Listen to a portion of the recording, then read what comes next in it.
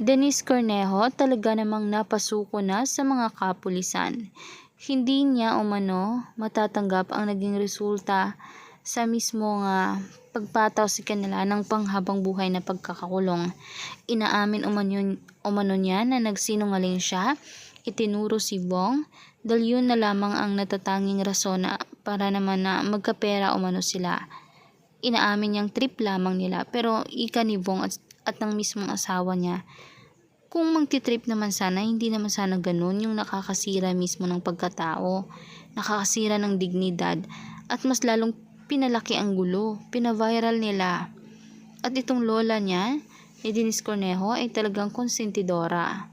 Akalain mo gumawa talaga ng poster pati damit na talagang nagpapahiwatig na si Bong ay isang rapist umano. Walang katuturan, ika nga ng abogado niya, maaari siyang makulong dahil mismong itinuturing niyang ganon si Bong. Kahit wala namang kasalanan si Bong, wala siyang ebidensya.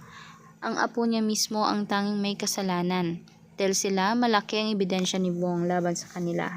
At lalong-lalo na itong businessman na si Cedric Lee na lover mismo ni Denise Cornejo.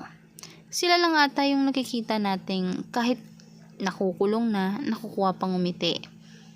Grabe talagang pagkahambog, parang may sinasabi na hindi siya tatagal, parang ganun yung ipinapakita niya. At iba rin talaga ang nagagawa mismo ng wala ng pera, pumapangit. Kaya for more videos updates, mag-subscribe, i-like at i-share ang ating videos. Maraming salamat!